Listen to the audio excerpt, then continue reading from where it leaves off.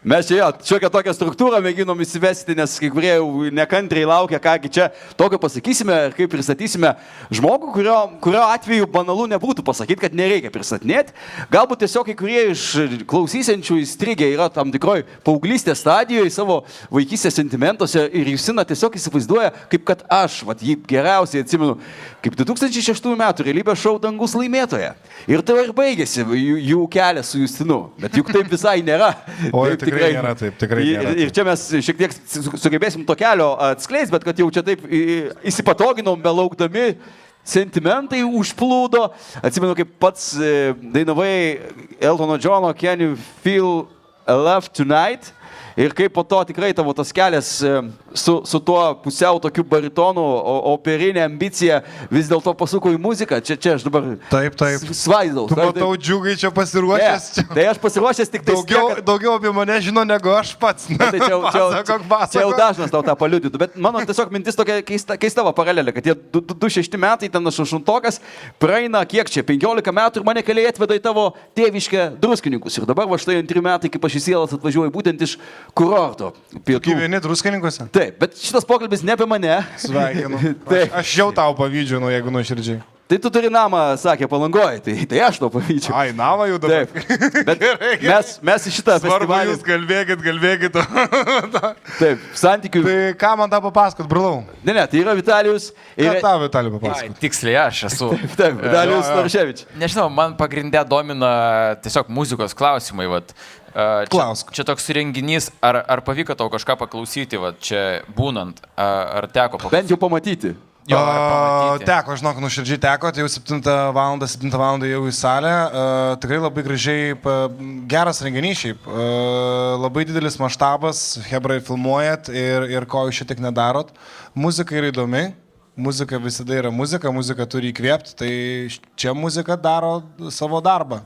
Įkvėpia. Kas telpa į žodį įdomi? Ar labiau grojimas, mes kalbam apie natas, apie skambesį, ar vis dėlto žodžiai? Aš manau, čia daugiau yra jausmas. Čia daugiau jausmas. Aš žiūriu atlikėją ir labiau bandau suprasti, ką jisai kur bando mus nukelt. Čia daugiau apie tai yra. Ir tave įtikina tai, ką tu regi scenoje, kad žmogus tą daro nuoširdžiai. Mane labai lengvai įtikinto, ypač jeigu tai daro menininkas, tai aš labai lengvai tikiu. Nes mūsų menininkų paskirtis, man atrodo, aš taip žinai ir atskiriu normalų menininką nuo prasidavėlio, atsiprašant, žinai. Aš pamatau žmogų ir jeigu aš juo patikiu, tai jis reiškia normalus menininkas. Jis menų žmogus daro tai dėl to, kad jis kitaip negali. Tai ko negalėjai tu šį savaitgalį nuveikti, kad atvyktum į sielas? Ar atsiškai kokio privataus vakarėlio, ar koncerto? Jau bus. Ką be kalbėsi, priimsim, patikėsim, bet tiesiog, ar tai daugiau yra, santykio su vienu iš organizatorių išdava profesinio santykio, ar kažkoks ir vidinis smalsumas vis dėlto nukėlė tave į Palangą šiandien? Čia taip labai rimtai norit mane. Gerai, aš atsakysiu, aš šiaip tai esu tikintis. Aš tikiu. Mes neklausim, bet... Aš supratau, ką jūs klausėt. Aš tikiu, kad yra kažkas ir tikrai jisai mane lydi. Va dėl jo aš esu čia, dėl to aš pabaigiau operinį pas profesorių Prudnikovą. Taip, bet nesupusėjai. Baigtų kaip, jūs man pasakykite, aš jums dainuosiu klasiką. Dainavau ir šitą. Labai daug dalykų nuveikiau vedamas to bičo, aš jų vadinu biču. Čia kalbam apie buvusį kultūros ministrą. Ne. Aš apie bičią, tai aš apie tą bičią. Supratau. Labai daug ką nuveikiau ir kai man Justelis sako, ar nori, tai čia net klausimo nėra, nes aš žinai iš tų žmonių, kurie tu negali visą gyvenimą imt, nes jeigu tu imi, tai tu pasidarai supovės vidui, tu turi mokėti ir duoti.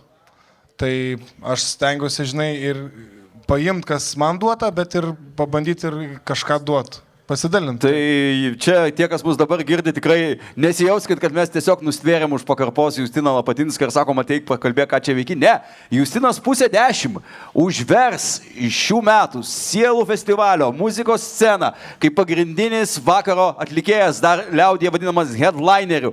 Kitados tavo pozicijose būdavo garbus ir iš tikrųjų savo žanrą pasiekę svečiai iš Didžiosios Britanijos, Olandijos, čia galėtų Vitalijus gal daugiau pavardyti, tikrai įstabius pasirodymus darantis. Ir mes tikrai pažadam, kad užbaigsim iki 9:30 šitą ne pokalbį užbaigsim, bet visą sceną šitą uždarysim. Tam, kad nueitumėm su visa Palanga ir visais, kurie dar tik atvažiuos, galit spėt pranešti, pažiūrėti, nu tikrai, kuo Justinas šį kartą, nereičiau sakyti nustebins, jis nustebino jau savo pačiu atvykimu, bet, na ką jis tiesiog atsivežė su savim, tai nežinau, kiek norėtum pasidalinti, panonsuot, kas laukia, ar nori palikti vis dėlto intrigą. Šiaip geras pastebėjimas, kad čia tikrai pirmą kartą, kiek aš dalyvauju, vat, iš Lietuvos yra tas pagrindinis svečias, pirmą kartą. Visą laiką būdavo iš užsienio kažkas. Tai... Iš tikrųjų, tai net gėda dabar, jeigu nuširdžiai nieko čia, joks čia ne aš pagrindinis. Dainų bus 4, jas išrinko mūsų bendras pažįstamas Justinas, norėjo, kad vadybininkas. Kaip pavadinsi, aš vadinu į draugų. Tai bus 4 dainos ir labai norėčiau palinkėti visiems, kas dar yra Palangoj, tai pasimėgauti. Šiandien važiavau čia į koncertų salę, važiavau labai lėtai ir taip net žmona sustojo, mes su žmona važiavom, išeikit, pažiūrėkit, koks nuostabus ruduo. Aš tokio nepamenu, kada aš mačiau auksiniai medžiai visiškai pasipuošę. Čia, žinokit, 2-3 dienų klausimas ir viskas pasikeis. Tai jeigu liekat Palangoj, kažkas tikrai pasimėgaukit, nes tu tai druskininkuose mėgauji. Krikščionis pasakytų palaimintas metas, naudokime šitų laikų. Taip, mes jau atvykom tokį kelią iš druskininkų, tai gal jau, kai dar pabūsim šiek tiek. Nesikį su Vitalijum vartojam žodžius nuostaba ir jūs čia kažkaip spėjot persimės dar su juo, kol aš įvedinėjau tą klausimą, bet aš atvirai tariant nenustebau, Justinai, kad tu esi sielose, nes galbūt atmintis tave šiek tiek ir sunešios dabar, bet prieš kokius 4 metus, gal dar karantinas buvo ar ne, vis aš miniu tą karantiną kaip atskaitos tašką. Tu atvykai, o tiesiog toks tūlas. Į radiją. Na, pavadinkim tai radijų, bet plačiau sakant, šio festivalio organizatoriaus Gerosios naujienos centro namus, kur, nežinau, turbūt, kad vaikui įsigijai kelis žurnalus Vakaro žvaigždelė. Ir tai buvo didelis tikrai nustebimas, kad tu šitą žurnalą pirkai. Ir tu taip irgi nustebai, kad maždaug aš stebiuosi, jog tu perki, nes geras žurnalas, reikia pašviesti. Tai va, gal galim šiek tiek nuo to atžygiuoti iki šios dienos. Ko čia? Tu jie geras žurnalas, tai ir perki.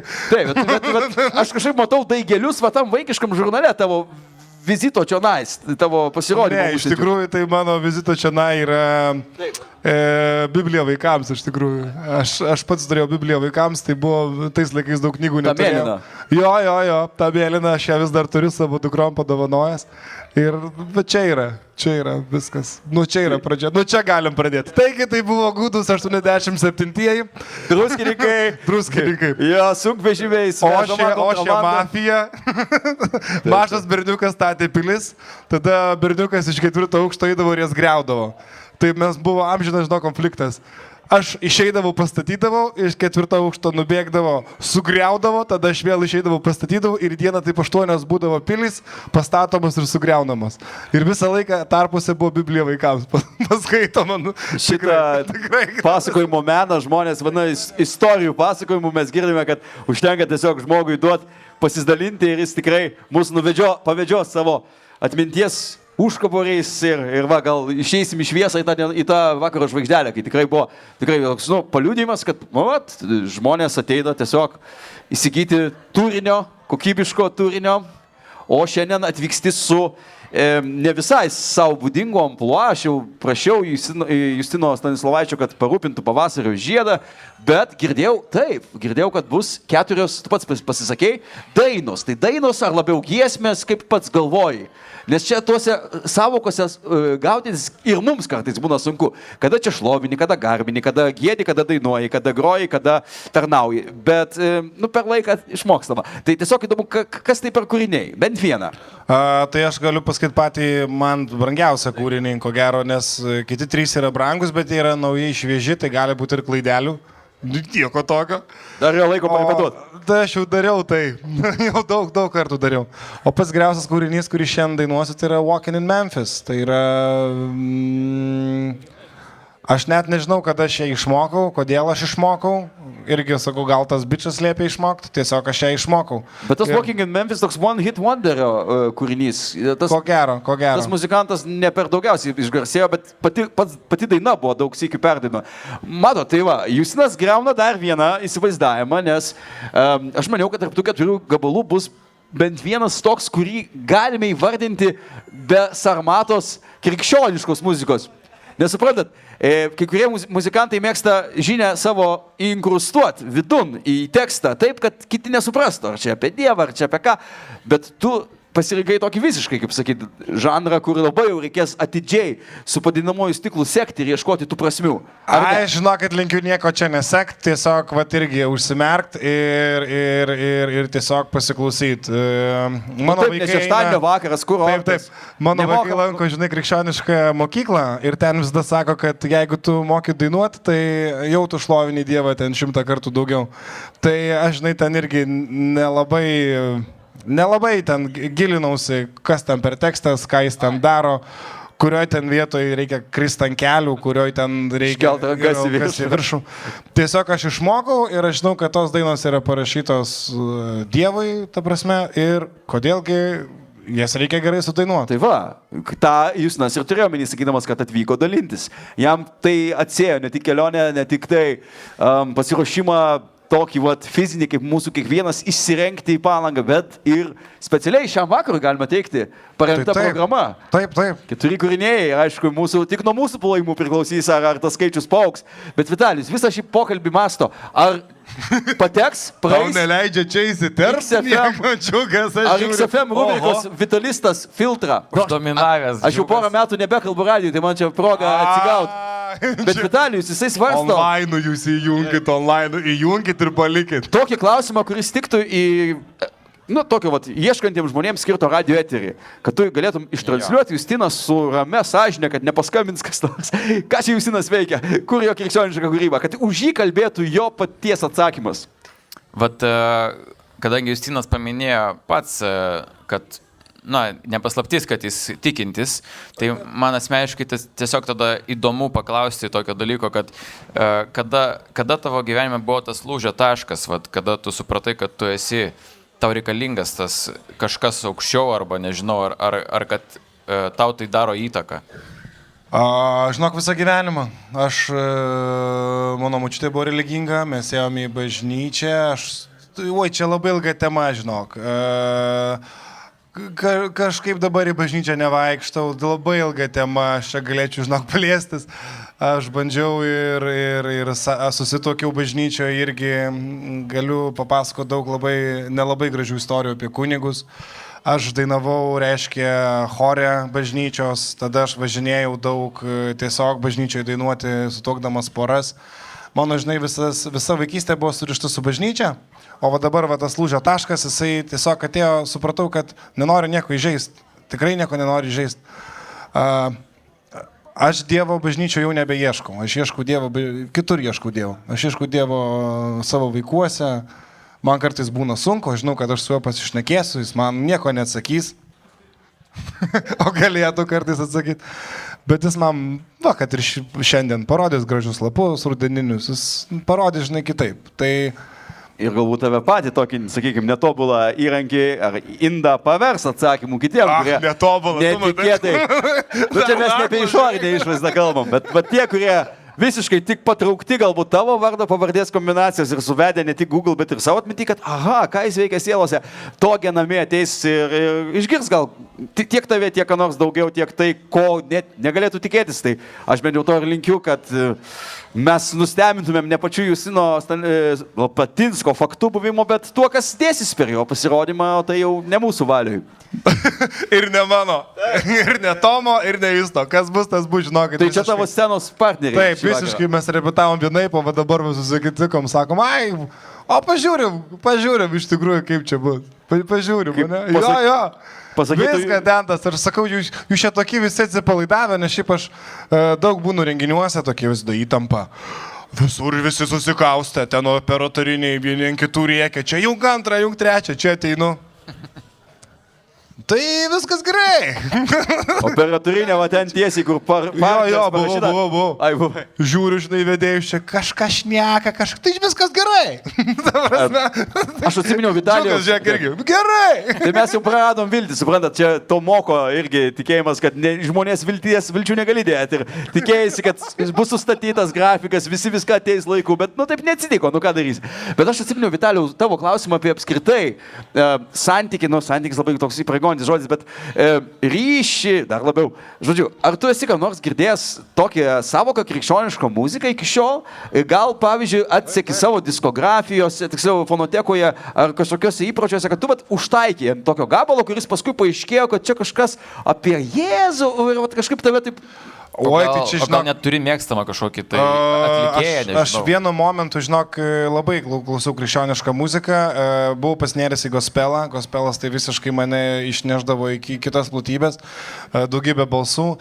Ir net, žinokit, nemokėdamas anglų kalbos, vaikas jau mokėsi dainas iš kompakto. Mano laikais dar buvo kompaktas, kur aš tikrai kniščiau ir ten tikrai prisiekiu visko, ko jūs norit, yra dainų ten,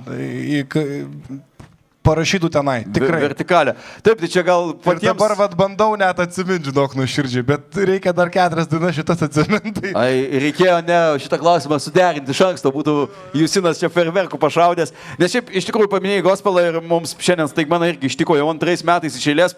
Atsirado scena gospelo, taip netikėtai, Palangos bažnyčioje ir nežinau, ar jį dar tęsiasi, bet kas spėjo, tas užėjo. Yra toks Vilnius Gospel festivalis ir Algirdas Gražys, turbūt dabar jį taip reiktų vadinti. Tiesiog, taip padarė tokią vasaros sostinėje rezidenciją, tokią mini gospel versiją. Tai...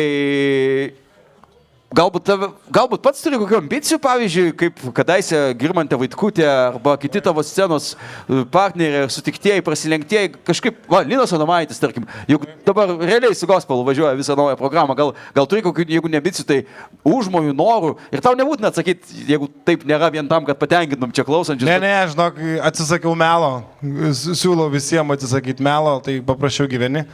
Kol kas neturiu aš tų ambicijų. Kol kas yra 2 maži vaikai pas mane ir man kažkaip, užtenka visko gyvenime. Užtenka būrelių, užtenka darbo, tai realiai taip, užtenka visko. Labai norėčiau turėti daugiau ambicijų, labai norėčiau bent jau savo kiek dainų prirašęs esu, bent pravažiuoti pro Lietuvą, turą pasidaryti, labai norėčiau. Bet viskam reikia laiko ir aš tik tai žmogus ir gal kartais ir ne visada reikia. Čia gal dar vieno klausimo, tiesiog dabar man užgimė toksai. Ačiū labai. Tai vienas dalykas yra, kad, kalbantis su krikščioniškos muzikos atlikėjais, kur grinai kūrė, šlovinimo giesmės, tai yra Dievui skirtas giesmės, jie dažnai susiduria su sunkumais, sakykime, išleisti albumą, sukurti giesmę, ją įrašyti studijoje kažkur. Ir tas patalpinti Spotify. Ir tas užtrunka labai ilgą laiko tarpą. Tai paklausiu tiesiog tavęs, kaip tau yra su tuo, ar taip pat tokie patys iššūkiai, ar ten jau kažkaip pridengia labiau kiti kolegos? Niekas nepridengia, iš tikrųjų galiu pasakyti, kad manęs iš vis niekas nepridengia šitoj profesionalioje, kaip tu sakai, veikloje, dėl to galbūt ir sunku.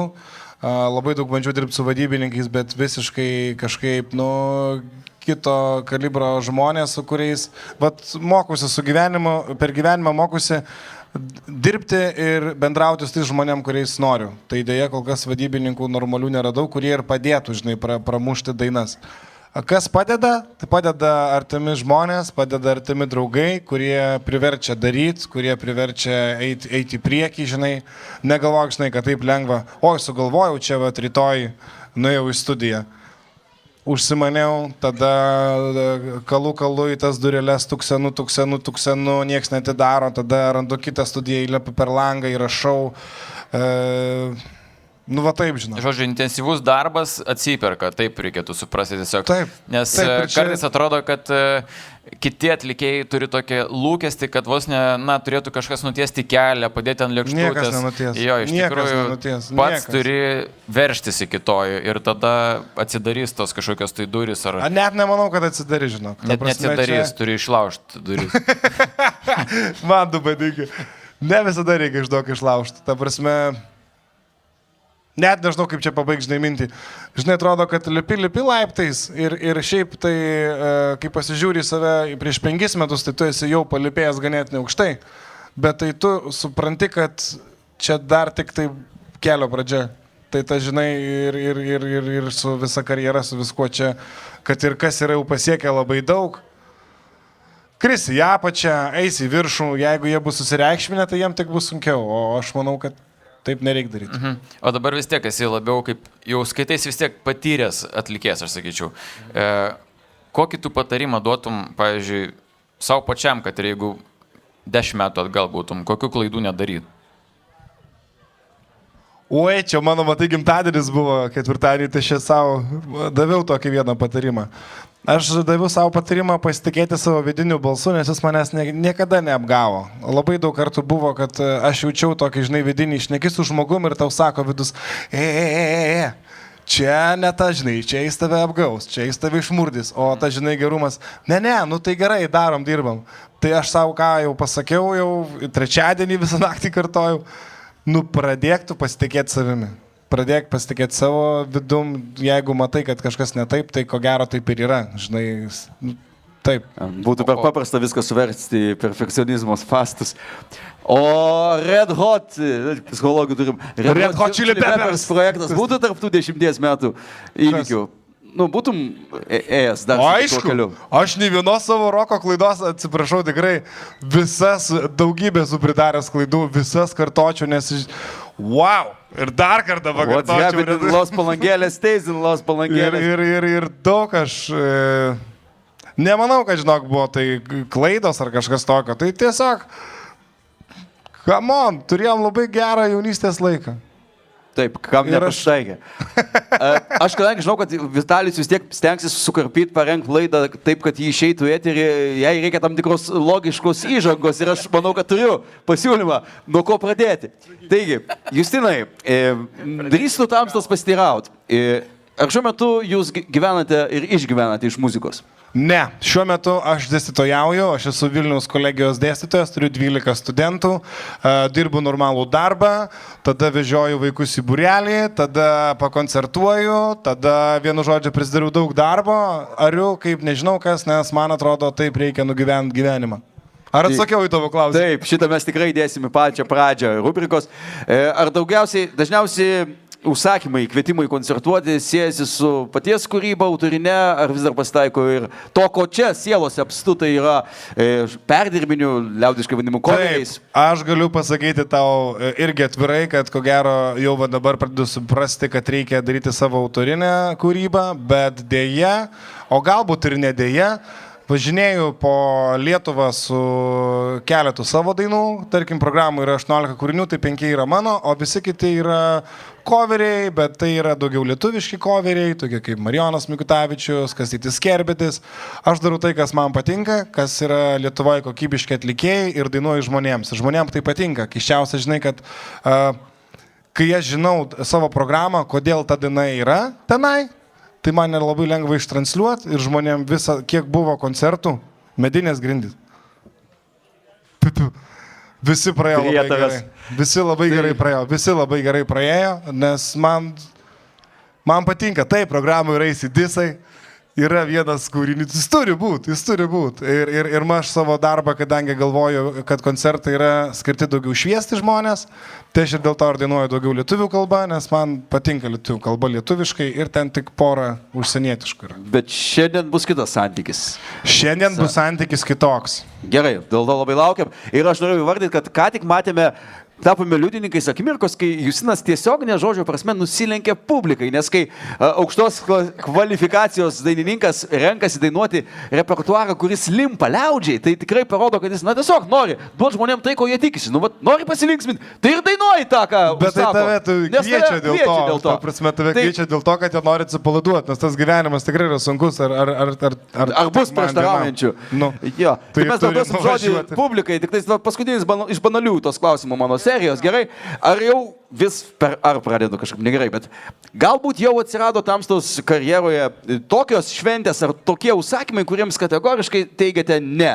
Vat sakykime, aš jau praaugau tam tikrą žanrą ir nebevažiuoju ten į tą ar kitą. Visiškai ne. Mano geriausia yra koncertai kaimuose. Nuoširdžiai galiu pasakyti, man labiausiai patinka važiuoti į kaimus, nes tenai man ten tiesiog patinka. Aš atvažiuoju kaip žmogus, išvažiuoju kaip žmogus.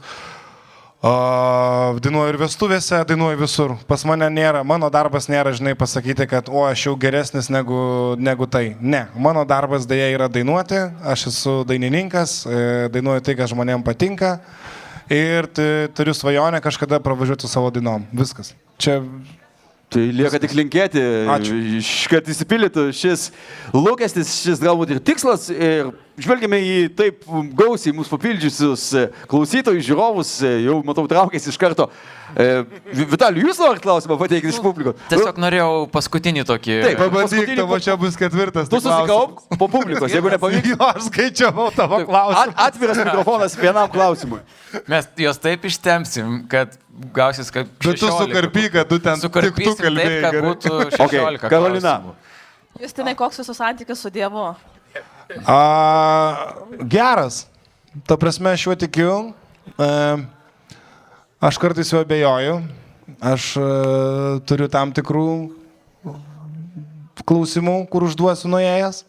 Labai rimtų. Visiškai nebijau, ta prasme, jau ką jis norės su manim daryti, tegul ir daro. Tai, bet aš juo tikiu. Aš žinau, kad jis man padeda. Tai vat toks yra, žinai, santykis čia. Negaliu sakyti, kad kiekvieną dieną keliuosi su malda ir guliuosi su malda. Tikrai gal taip nedarau. Bet kartais ilgiuosi egoistiškai, kai sunku aš su juo šneku. Taip. Ačiū, kad paklausėte.